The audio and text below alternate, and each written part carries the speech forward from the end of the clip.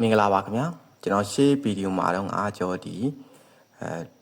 WeWork application ကို download ဆွဲနေ account ဖွင့်နေကိုမျှဝေပေးခဲ့တယ်ပေါ့နော်အခုဒီဗီဒီယိုမှာတော့ကျွန်တော်ဒီ WeWork application ထဲမှာ WeWork coin တွေစုတဲ့နည်းလမ်းလေးကိုဆက်လက်မျှဝေပေးတော့မှာဖြစ်ပါတယ်အကယ်၍ကျွန်တော်ဒီ WeWork application ကို download မဆွဲတဲ့တည်းဘူး account မဖွင့်တဲ့တည်းဘူးဆိုလို့ရှိရင်ကျွန်တော်ဒီ YouTube မှာပေါ့နော်ကျွန်တော်ရှာပြီးတော့အရင်တင်ခဲ့တဲ့ဗီဒီယိုလေးကိုကြည့်နိုင်ပါတယ်ဘယ်လိုရှာမလဲဆို YouTube ကိုဝင်လိုက်ပြီးတော့အခုလိုမျိုးပေါ့နော်DC မြိုင်ဆိုပြီးတော့ရိုက်ရှာလိုက်ပါ DC မြိုင် DC MYINT ပေါ့နော် DC မြိုင်လို့ရိုက်ရှာလိုက်လို့ရှိရင်အခုလိုမျိုးကြာလာပါလိမ့်မယ်အဲဆိုရင်ကျွန်တော်ဒီအပေါ်ဆုံးကြာလာတဲ့ကျွန်တော်ဒီ DC တက်မြိုင်ဆို channel လေးကိုဝင်ပြီးတော့ video ဆိုတဲ့တက်ထဲမှာကျွန်တော်ဒီ WeWork app download ဆွဲနေ account ဖွင့်နေဆိုတဲ့ video လေးကိုတစ်ချက်ဝင်ကြည့်ပေးပါခင်ဗျာအကယ်၍ subscribe မလုပ်ရသေးရင်လည်း subscribe လုပ်ခဲ့ပြီးလို့ရပါတယ် okay ကျွန်တော်ဒီအတိုင်းပြန်ထွက်လိုက်မယ်ပေါ့နော်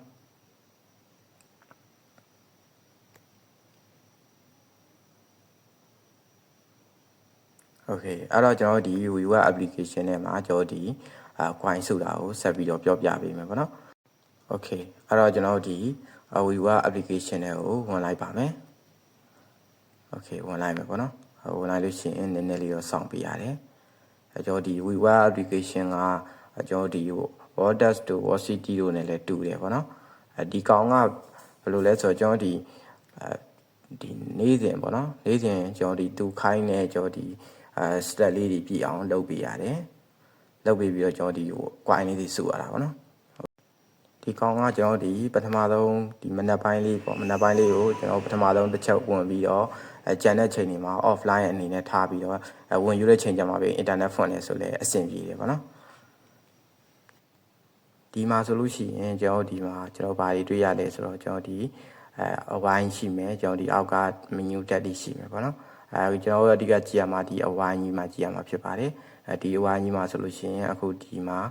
ကျွန်တော်ရဲ့အဝိုင်းမှာဆိုလို့ရှိရင်ကျွန်တော်ဒီ level ဆိုတာရှိမယ်နောက်တစ်ခုကကျွန်တော် level ရအောင်မှာ stat ရှိမယ် stat ရဲ့အောင်မှာကျွန်တော်ဒီ convert လုပ်ခဲ့တဲ့ stat အရေးအတွက်ကိုပြတဲ့နေရာရှိမယ်ပေါ့နော်အဝိုင်းကြီးရဲ့အတွင်းမှာဆိုလို့ရှိရင်လည်းတက်မှတ်ပေးထားတဲ့ကျွန်တော်ဒီstat တွေကိုပေါ့နော်အဆင့်တက်မှတ်ပေးထားတာရှိတယ်ကိုကအဲ့ဒီအဆင့်အနေထက်ကြော်ပြီးကိုရဲ့စတက်ကအဲ့ဒီအဆင့်ထက်ကြော်သွားပြီဆိုရင် convert တစ်ခါလုပ်လို့ရတယ်ပေါ့နော်ဒီမှာဆိုရင်1400ရှိမယ်2500ရှိမယ်နောက်တစ်ခုကကျွန်တော်ဒီအပေါ်ဆုံးမှာဆိုရင်အလဲတဲတဲမှာဆို6000ရှိမယ်ပေါ့နော်အဲ့လိုမျိုးအတီးတီးရှိမယ်ဒါတွေရဲ့ level လိုက်ကွာသွားမယ်ပေါ့နော်ကျွန်တော်အခုဆိုလို့ရှိရင်ကျွန်တော်ရဲ့ level ကတန်းဖြစ်တဲ့အတွက်ကျွန်တော်ဒီစုစုပေါင်း total ကကျွန်တော်ဒီမှာ21,029 coin ရတယ်ပေါ့နော်ညမှာအချို့လူlevel နေနေရဆိုလို့ရှိရင်တော့25 26စသဖြင့်ရှိမယ်ပေါ့နော်တော့ဒီတဆင်ပြီးတဆင်ကျွန်တော်ဒီတနေ့တာကျွန်တော်ဒီ stat ကိုပြီးအောင်လုပ်လိုက်တယ်ဆိုလို့ရှိရင်ဒီ level ကတိုးသွားမှာဖြစ်ပါတယ်အခုဒီ stat တွေကဘယ်လိုမျိုးတိုးနိုင်လဲဆိုတော့ကျွန်တော်တို့ဒီဖုန်းကိုလှုပ်ခါပေးရင်လည်းရတယ်နောက်တစ်ခုကကျွန်တော်ဒီဖုန်းကင်ပြီးတော့လမ်းလျှောက်လို့ရှိရင်လည်းcoin တွေတိုး stat တွေတိုးတယ်ပေါ့နော်ကျွန်တော်ကတော့ဒီဖုန်းကိုကင်ပြီးတော့လမ်းလျှောက်ဖြစ်တာများပါတယ် okay ကျွန်တော်ကတော့ဒီမှာ2500 step ကိုကြော်နေတဲ့အတွက် convert my step ကိုတစ်ချက်နှိပ်လိုက်ပါတော့အဲ့လိုနှိပ်လိုက်ပြီဆိုလို့ရှိရင်အခုလိုမျိုးပေါ်လာမှာဖြစ်ပါတယ်အခုလိုမျိုးပေါ်လာပြီဆိုရင်ကျွန်တော်ဒီမှာဘာကြီးကြည့်လို့ရလဲဆိုရှေ့မှာဆိုရင်ကျွန်တော်ဒီမှာ2561 step ပေါ့နော်ဒါကိုရဲ့ total step နောက်မှာ plus 2ဆိုတာကိုရရှိတဲ့ coin အရေးအတွက်ဖြစ်ပါတယ်ကျွန်တော်ရှေ့မှာ plus 1 coin ရခဲ့ပြီဖြစ်တဲ့အတွက် plus 2 coin ရတာပေါ့နော်ဒီကောင်ကတော့ကျွန်တော်ဒီ social မှာ social ဆိုတဲ့တက်မှာကျွန်တော်ရဲ့ level ပေါ့နော် ranking အတွက်ဘယ်လိုပြောမလဲ point တွေတိုးတာပေါ့နော် okay ဒါဆိုတော့ဒီအားကကျွန်တော်ဒီconvert လုပ်တာပြီးပါပြီokay convert လေးလုပ်ပြီးတော့ဆိုတော့ကျွန်တော်ဒီဘေးကဟိုဟာလေးပေါ့နော်လိမ်မော်ရောင်အတန်းလေးရလဲကျွန်တော်ဒီလောက်လိုက်တဲ့စတက်ရေးအတွက်အတိုင်းပြေးသွားမယ်နောက်တစ်ခုအောက်ကကျွန်တော်ဒီ convert ဆိုတဲ့နေရာမှာလေကျွန်တော်ဒီမှာကိုလောက်လိုက်တဲ့စတက်အရေးအတွက်အတိုင်းပဲကျွန်တော်ဒီပေါ်ပြပေးမှာဖြစ်ပါတယ်အခုလို convert လုပ်ပြီးသွားပြီဆိုလို့ရှိရင်ကျွန်တော်ဒီ convert လုပ်လိုက်တဲ့အချိန်မှာရတဲ့ coin ကိုကျွန်တော်ဒီမူလရှိနေတဲ့ coin မှာကျွန်တော်လာပေါင်းပေးမှာဖြစ်ပါတယ်ကျွန်တော်မှာဆိုရင်အခုအပေါ်မှာ coin ညမှာဆိုရင်ဘယ်လောက်ရှိလဲဆိုတော့ကျွန်တော်ဒီမှာ100နဲ့တက် coin ရှိပါတယ်ဒါကစတက်စုတာပေါ့နော်တကယ်လို့စတက်စုတာမဟုတ်ဘဲနဲ့စတက်လဲစုမယ်နောက်တစ်ခုကကျွန်တော်ဘာလုပ်ရလဲဆိုတော့အောက်ကကျွန်တော်ဒီ point and what and free offer ဆိုတဲ့နေရာမှာကျွန်တော်ဒီအခြားတော့ကျွန်တော်ဒီကို အဆင်ပြေတယ်လို့လုပ်လို့ရတယ်ပေါ့နော်ကျွန်တော်ဒီကြော်ညာလေးကြည့်ပြီးတော့ span လေးလို့လည်းရတယ်ကျွန်တော်ဒီ gain နဲ့ survey တွေဖြည့်ပြီးတော့ coin တွေစုလည်းရတယ်ပေါ့နော်ဒါကတော့အဆင်ပြေရင်လုပ်ကြည့်ပါကျွန်တော်ကတော့လုပ်မပြတော့ပေါ့နော်အဲ့ဒီလိုမျိုးတွေပေါ့နော်ကျွန်တော်ဒီ coin စုပြီးသွားပြီဆိုလို့ရှိရင်ကျွန်တော်ဒီcoin ပမာဏ